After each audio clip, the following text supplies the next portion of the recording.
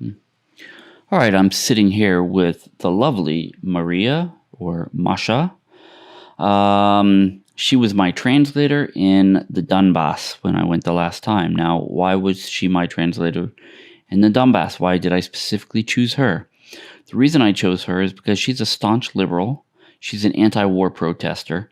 And she had a set of beliefs about this conflict that I did not believe to be true. And everything that I told her, she did not believe to be true. She thought everything that I was saying was Russian propaganda, and I thought everything that she was saying was Western propaganda. And so I kind of gave her a challenge to come and see for herself. And it was a very interesting trip. So we're going to talk to Maria, and we're going to get her impressions. And we will see the conclusion of what took place. So now I should note that in the beginning of the trip, on our way down, we had several disagreements about what was really happening. And I said, you know what? We're going to meet my friend Thomas Roper. Thomas, for you guys that don't know, Thomas, he's a very prolific geopolitical writer. He's written 7 books. He's an incredible journalist. And he's been to the Donbass just as many times as I have. And so he is much better at articulating than me. I thought that he would be able to talk to Maria and maybe see her to kind of put some reason, not reason, but maybe try to kind of help her with her thoughts, because really she was struggling a lot. Well, the normal impression of the Russian guys and girls and whatever who are influenced by what I call the Western propaganda, because there were many emotions and not really many arguments. So she was just emotionally telling what she's feeling, and when I tried to explain things, it didn't really come through. This is a normal way which I see very often in Russia, and also with Western people. That's normal because that's how the Western propaganda works. They are just pushing on the emotions, and when you are emotional, you are not able for a real fact-based argumentation. So at the end of the day, somehow I just told her, okay, well, I see you will see it in Donbass yourself. This was, well, on some points maybe I was able to make her think, but I wasn't really able to convince her. So the conversation ended somehow with the words that I said, really, okay, you go and we talk afterwards. But that's the problem, really, that the Western propaganda is emotional. So, and you know this yourself. When you're afraid, when you are hating somebody, when you love somebody, you're not ready for emotions. If we know this from many stories, just in private life, when somebody is betraying you, but you love the person, you are not able to listen to arguments. And that's how emotions work, and that's how the Western propaganda works. They show emotional pictures, tell emotional stories, and this switches off the analytic thinking. And that's what's happening, and she was an example for that. So I wasn't really able to convince her, absolutely not somehow. But I ended the conversation with, you're a good girl, and we talk when you come back. Okay, John, let's start from the beginning. All right. Just as a background information, if you will, because it's not only true for myself, it's true for millions of people in Russia who are horrified by this war. We all have ties with Ukraine. Either it's blood ties because it's family members, or it's friends, or it's both. It's inseparable. We are the same people.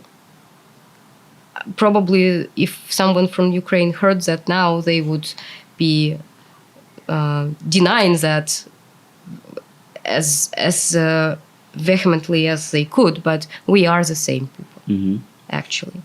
We grew up on the same movies, on the same music, on the same literature. We like the same food. We have the same cultural references. We truly are as close as nations as it can only possibly be. Okay. The war with Ukraine is the most horrific thing that could possibly happen. I honestly do not have a vocabulary to describe that because it just shouldn't exist. So those words don't exist in my language or in English language or in any language, I believe, because it's just beyond horrors to imagine that we could go with war to Ukraine.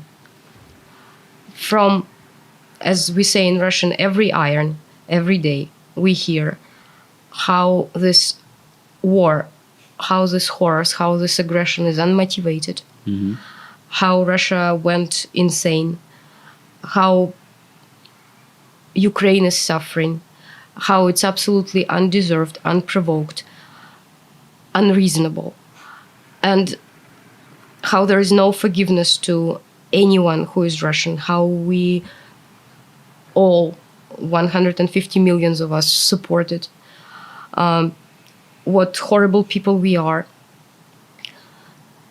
all of that. Well, you know. Yeah, of course. I think everybody knows that. I don't have exact numbers. I don't think anyone has, but according to different evaluations, and they vary from 200,000 to 2 million people fled Russia since the beginning of the war. And I refuse to call it special operation. It is war. Okay. You know, they fled Russia just like Ukrainians flee Ukraine, because they flee because they cannot stay here anymore. They suffocate here. They see Zs on cars, on billboards, even on socks, for God's sake, on everything. And it honestly makes you feel like you have no air. You cannot see this. Okay. You cannot see this. It's unbearable physically.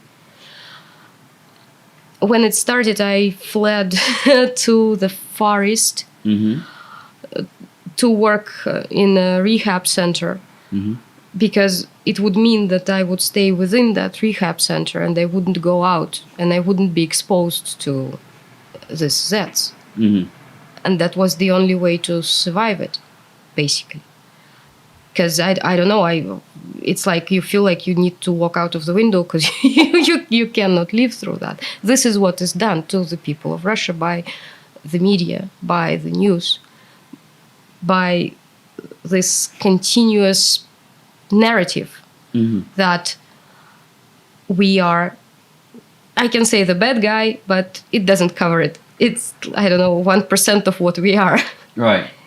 In the eyes of the world. That's what it is. Yeah. So this was the beginning for me. Sometime in April, I believe it was, you sent me the subtitles to translate from several interviews that you took in Mariupol. That's correct. And I was listening to what people were saying, trying to make sense of it, trying to convey what they were saying the best way possible. And it was very much like I was listening to the Russian side of the propaganda. It made me feel like, wait a second, that doesn't match. And they could not be the propaganda people because they are just simple people on the streets. They're not actors. It's obvious that they're not actors. And it was a very serious clash in my head. Later on, sometime in the beginning of July, I believe it was, a friend of mine asked me to help him to get his brother, who was from Volnovakha, that's a town between Mariupol and Donetsk, to get this person outside of Russia, because he managed to leave Ukraine, leave Donbass through the Crimea, to get him out to Germany. So we worked out the route for that person. And of course, we met in Moscow, and I talked to that guy as well. And again, there was another first-hand evidence and another clash.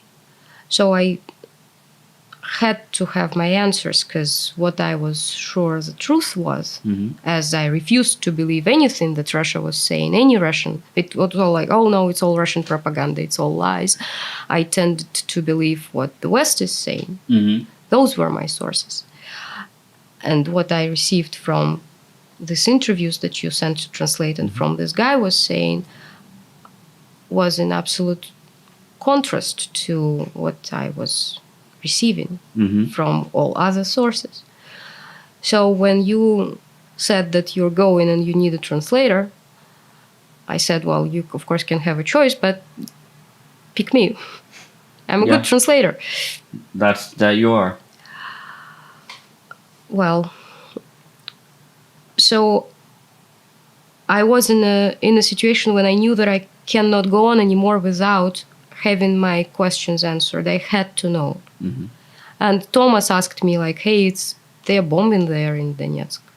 They have these mines, these butterflies laying around.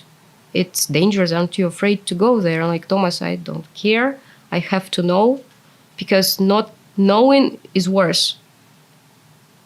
Because not knowing is guaranteed doubts and frustrations and fears and shame. I mean, it's an incredible guilt that we all are feeling. It's a shame. It's like you are ashamed of who you are just because it is your passport, just because you are born in this country and this is your citizenship, and you're supposed to feel guilty and ashamed for that. It's unbearable. I had to go. Yeah. So I'm very thankful to you that you made it happen. Well, and on our way almost to the border, the hotel where we had rooms reserved, it got bombed. It did. And on one of your, I guess, pro-Ukrainian channel, would you call it that?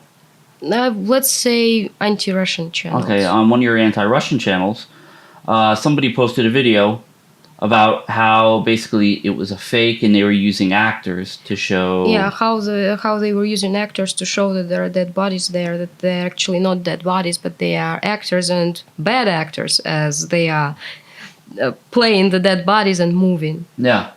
And so, so one of the first things that we kind of encountered, I guess, was we were running around looking for a microphone cable. And we went into a shop, and there was a woman who was quite distraught. Yeah, we went to that market because it's like electronic market where if you need to find anything, that's the only place in Donetsk where you can have hopes to find it. Right. And we asked around for that cable. And as it always goes, people get interested because we have a foreigner, so everybody gets involved into a conversation. And there was this girl who was really upset, and she was going through serious personal issues as well. And she saw me as some sort of a counselor, I guess, of something like that. So she shared, and we talked a lot. And she said, I just lost a friend. Apparently, she had a friend who walked by that hotel when it was bombed, and that person died, and the 3-year-old daughter of that person died as well. Yeah. Maybe on this video there was exactly the body of that person. The video was filmed from the inside of the hotel, so like a surveillance camera. Maybe I don't know. I'm not an expert. I wouldn't be able to tell. And I asked about it, and I was told by those who deal with it every day that it is normal for as they say, fresh corpse to sometimes move. Sure, absolutely. It happens, and apparently this is what was caught on the camera in this video. Yeah. But the cynicism of that, like, hey, see, that's an actor. When somebody lost life, It's insane. Yeah. So let's talk about when we actually got into the Donbass, when we got to Donetsk and Lugansk. What was the first thing that actually struck you? Okay, it took us a very long time to cross the border. So we the hotel was bombed, and we didn't have a place to stay, and it was already relatively late in the evening.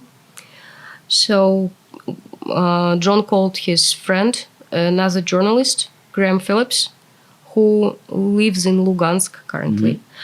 And he was a wonderful host. He said, come over to Lugansk and stay, instead of Donetsk, go to Lugansk and stay there. So our first couple of days were actually in Lugansk. He hosted us, which was really super kind of him. Graham, if you watch this, thank you so much. You're wonderful. Thank you. So anyway, what I'm trying to say is that we arrived to Lugansk, and everything is covered with those Zs. Every vehicle, every bus stop, basically every surface, everyone wears chevrons with Zs. All of it. Please understand, this is in my head, this is a new swastika. This is the sign that Russia is turning into a fascist Germany. And then we go to Donbass, that we are, according to the news, destroying. Yes? And everything there is covered with Zs. How can that possibly be? If people hate us so much, if we are such an enemy, if we are such a villain, that if we are such a monster, that everything there is covered with the symbol, and the symbol gets complete support. That would be like the Jews voluntarily walking around with a Nazi symbol on their... Sort of. With a swastika. Sort of. It makes no sense. It did make no sense. I was like, what is that? Next day, we went to Severodonetsk. And it is the city which is in a similar condition as Mariupol in terms of devastation. It's horrible. Yet, they have no water, no electricity, no nothing. Yet there are people who stayed there, who live there in basements. We went to one yard, and there is a children's playground, and graves right on this playground, right there. It was the first biggest shock that I had when I looked at it live, when it's not a photo or, I don't know, some video that you watch on TV, but when you see it live. This playground and those graves right there. And there are people there, and they talk to them a little bit, and not a single one of them expressed any kind of negativity towards Russia. All the negativity was aimed at Ukraine. That was another clash in information, which was crucial to me. Like, how come you're not tearing me apart? I am Russian. It is my people who did that to you, and in my head. And the answer was, no. It's not this way. And then these conversations repeated in Mariupol, in Lugansk, in Donetsk, in Volnovakha. They repeated in all the places where we went to. So it was kind of extreme red pilling, if you will, for me to accept that. On the second day, because I would say it's second day, we had a meeting with Vlad Dainega, the guy who is currently a Minister of Foreign Affairs of Lugansk People's Republic. He was responsible for the negotiations in Minsk that lasted during all this almost 8 years. He was there on every meeting. And John was kind enough to say, like, hey, what would be your questions to that guy? So the questions that were asked to this guy were my questions. They might seem naive because they are of a person who has no clue. I had no clue. And it's true. I really didn't know. I wasn't following that much. My attitude to that was like during all these 8 years that preceded it from 2014, my attitude was like, this is internal Ukrainian business. Russia has nothing to do with it. Ukraine should resolve it themselves. Let them resolve it themselves. And I didn't look deep into that. It was like their business. I let them be. Mm-hmm. I am very much not proud of that now. I should have paid attention. I should have paid more attention. So this person, Vlad Denego, he was explaining from the start, because my first question was, how come that the people of Donbass are hated so much that they are being physically destroyed, basically, during all these 8 years? Why are they hated so much? And it's a 2-hour interview of explanation of what was happening, how it came up to be, how it reached this point. He really went in depth. He was amazing. And I will just kind of note on a side note, for me, you know, I know what answers I want to hear. But the most important for me is to show the other side, show the other side what's actually happening. And if I use my mindset, that's not going to help anything. So I wanted to make sure that she asked her questions, because she has the mindset that a lot of other liberal anti-war protesters have. And so for me, this is very important to kind of reach across the aisle and try to answer these questions, to try to take away some of these myths, I guess, that are being said. So, okay, so go ahead. So anyway, I received this explanation and the story and the whole story of how it developed, and how what started in February was basically unavoidable. Mm-hmm. It would have started anyway, sooner or later. Mm-hmm. That truly was no other way in that situation. Yeah. Which is crazy, but I had to accept it, because it really was something unavoidable. Yeah. My question for the reasons for hate to everything that is, to the people of Donbass and now to everything that is Russian remained, though. And I got that question answered from another interview that we had a few days later with the guy who is a counselor, an advisor to the head of the Donetsk People's Republic. Mm-hmm. His name is Yan Gagin, and he is a high-rank military official, a very knowledgeable person, a very smart guy. You know, he helped us a lot. We went together to Mariupol to deliver humanitarian help, and in one of this, during this trip, he went to a school and found a bunch of books there in the school library and brought those books and showed those books to us. And this interview was about these findings. Mm-hmm. And these books are aimed at children school children from like probably 7 years old till the time they finish school. So they are different levels, starting from just books with pictures, because little children, they think in images, they don't really read much, but they remember pictures, to history books, to all kind of analytical books. So it's that literature that is needed for the education, and it is clear that from the early age it gets put into the brains of children how we are enemies with Ukraine. Mm-hmm. That we are not brother nations like Russians think, that we have zero common cultural background, that doesn't exist, that we are enemies, that we should be hated, that we are basically being dehumanized in their eyes from the early age on. Imagine seeing that for someone who went to school and and learned there that, well, there was Kiev Rus, Kievskaya Rus, the Kiev Russia, that Kiev is the mother of all Russian cities. There is a stone in Kiev with engraving on it, "From here the Russian land began." Mm-hmm.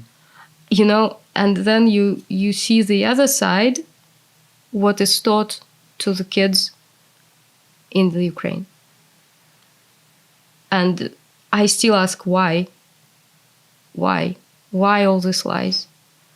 Why all this hatred being indoctrinated?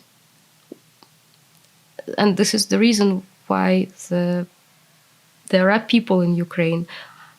I know not all of them. I'm absolutely sure, just like there are different Russians, there are different Ukrainians, not all of them, but truly there are people of Ukraine who support and have supported these bombings of Donbass, this elimination of the population there during all these years. Mm-hmm. That was the answer why that happened. Yeah. All right, so we went to Valhalla, to the hospital. Is that how you say it? Yeah, sorry. So we went there. We went to the hospital. We met the doctors. And how did you feel about that trip? In Volnovakha, they held 600 people in basements. They held them hostages. They didn't let them go. Who? The Ukrainian troops. I'm sorry. I'm turning into these people. I just say they. Yeah. Yeah. The Ukrainian troops were holding them hostages in the basements of the hospital. Mm-hmm. There were patients, there were wounded people, there were civilians they could catch and put there, there were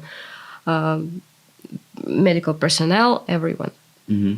They spent months in the basement. Mm-hmm. We walked around some areas of this basement, saw where they slept, where they ate, how they lived there. And they are like, it's impossible conditions. At the same time, the Ukrainian troops found the storage of drugs in the hospital, broke into that safe, and got themselves high on those wonderful cocktail of adrenaline and opium, which makes you fearless, which makes you really high, which makes you do crazy things and not care. Mm-hmm. I'm sure it's fun. So they were running around, shooting at everywhere through the, well, it's just insane. It's like human hunting or something, I imagine. It's just crazy. They did, it's that kind of thing. And at a certain point when they were retreating, because they were running away from the Russians and Donetsk, so the Allied forces, they decided to destroy the evidence of that whole thing, and they shot from the tank. There was direct shot from the tank that was there, and we saw the hole in the wall that this shot left, to make sure that the building collapses over the people who were in the basement. Civilians. Children. They had 6 children born during this month in this basement. Mm-hmm. Like newly born children. All of them. Just to be dead. Just to die under the what remains of the building after you shoot at it from a tank. What's the reason to destroy a hospital? It's a hospital. They know exactly that it's a hospital. They received medical help from those doctors, even though they were Ukrainians. Yeah. One of the very interesting things that I heard while we were there is that one of the injured people was a native English speaker. So either American or Canadian or British. And he was injured, not mortally, but to the point where he couldn't evacuate with the rest of the Ukrainians. So they shot him in the back of the head. Yeah, not to deal with dragging of the wounded or something. Just they said that there were several bodies and their faces were disfigured. Their fingerprints were removed so that they wouldn't be recognized. Yeah. So they were removing the evidence this way. Just shot them dead. It's wild. Yeah. Wild. Yeah. So that was the hospital. What else? What else did you? On the last day, we went to the front line, to the town called Святогорsk, and this is where they have active fighting. This is where, from about 4,500 people, about 1,500 people still remain. They hide in basements and somewhere, and in churches. There is a big church there where people hide as well, and they are terrified there. Apparently, 2 days before, there was a group of journalists who filmed them and put it online, and it all went to the Ukrainian TV as well.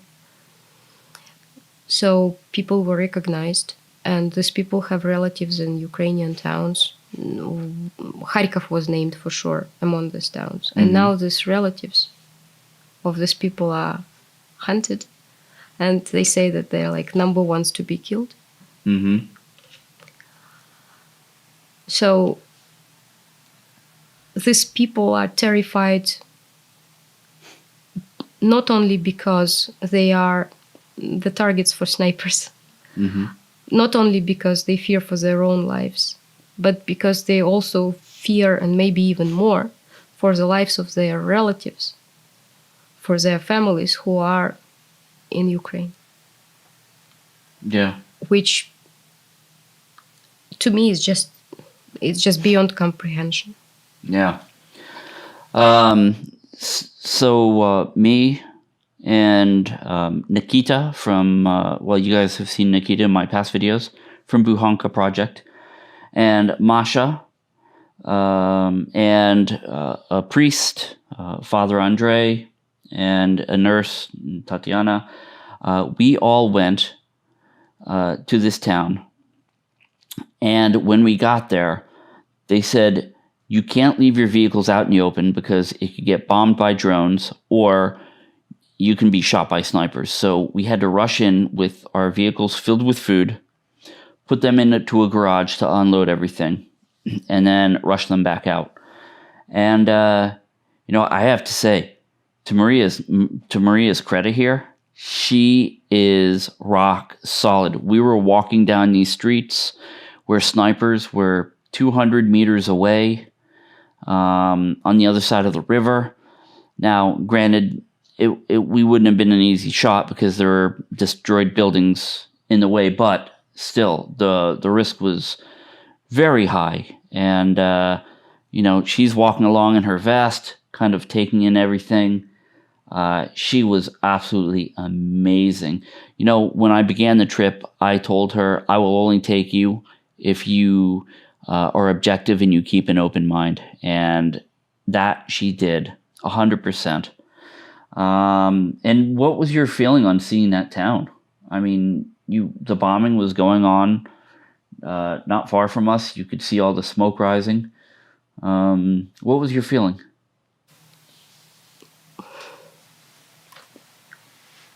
It has to stop. It somehow has to stop.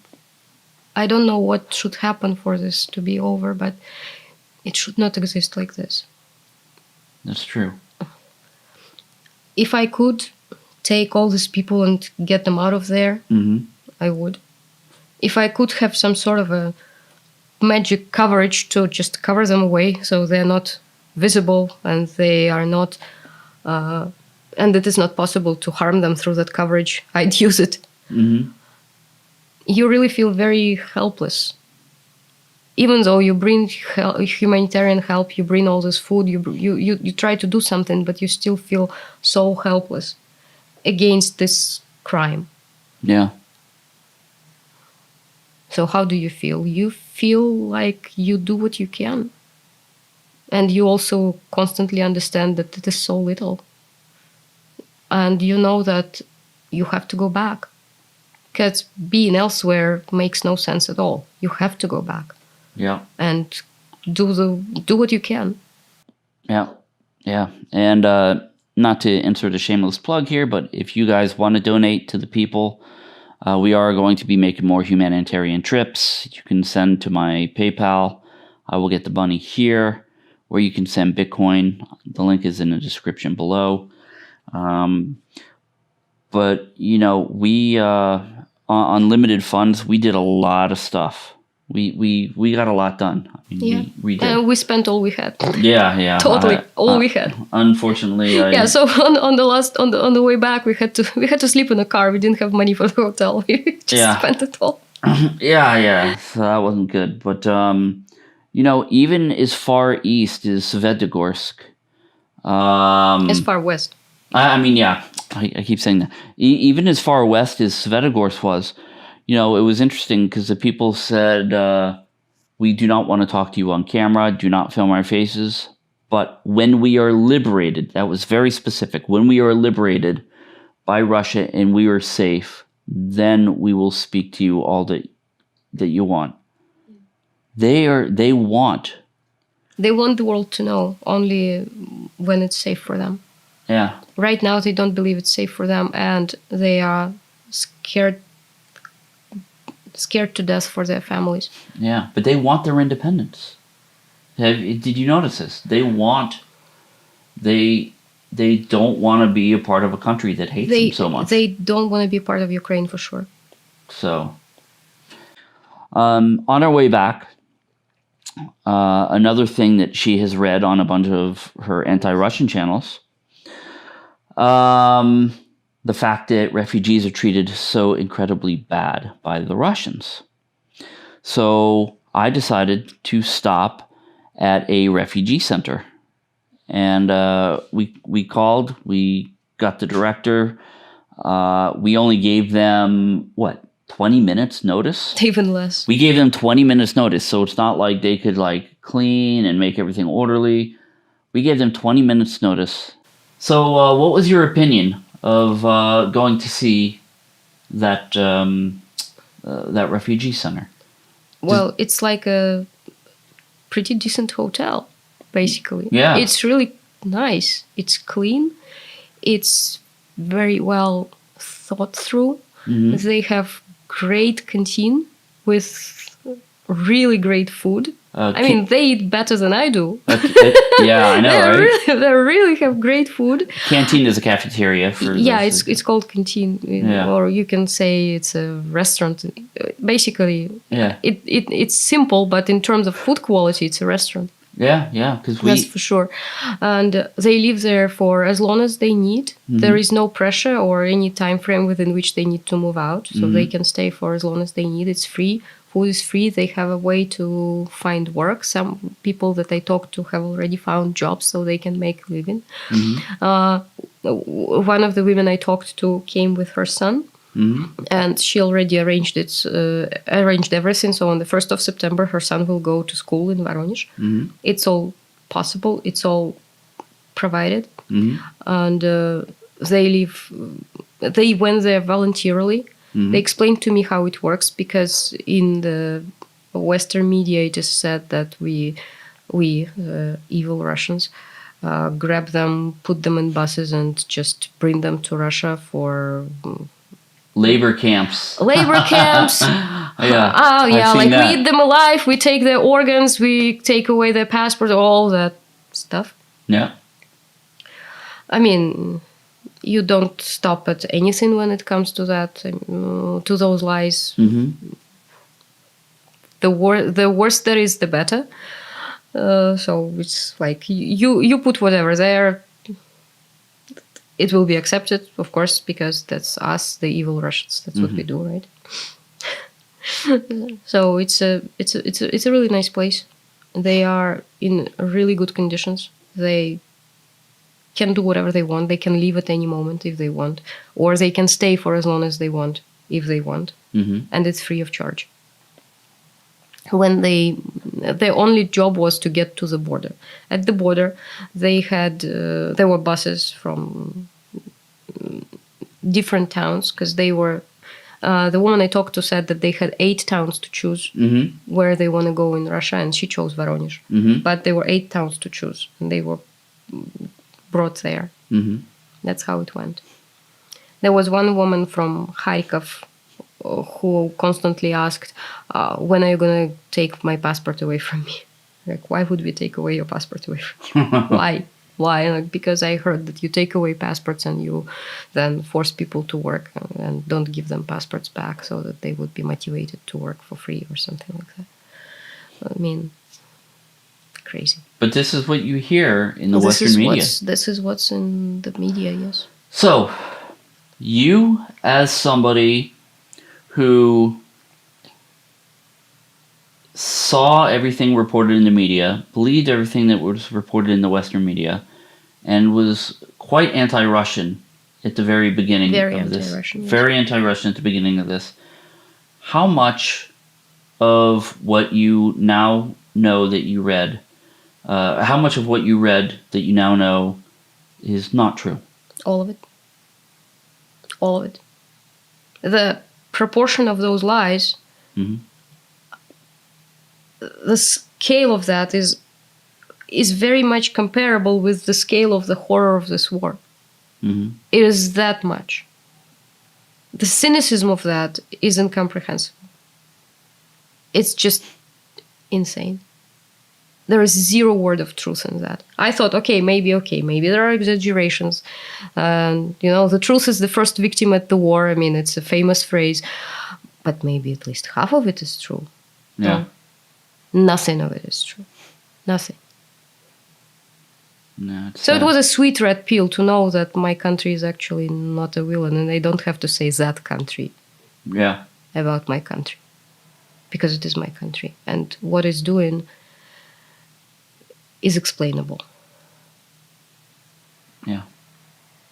So, well, thank you so much. I am absolutely sure that this interview is going to open a lot of eyes, just because of your background. And we'll see where we were at the beginning of this adventure and where we are now at the end of this adventure. It's quite a transformation, actually, to see. And I watched her transform during this whole trip, and it was really amazing. It was amazing. It is an absolute eye-opening, and I know that I will go back. Yeah. Well, somehow I will go back. Yes, we will go back because I need a great translator. By the way, she is hands down the best translator I have ever met in my entire life. Her words are absolutely fluid. I've never seen anything like it in my life. So, absolutely brilliant. If anybody needs a translator, well, you guys need to reach out for her. So, anyways, John Mark Dugan. And we hope that you found this interview enlightening. And make sure you like and subscribe. Thank you very much.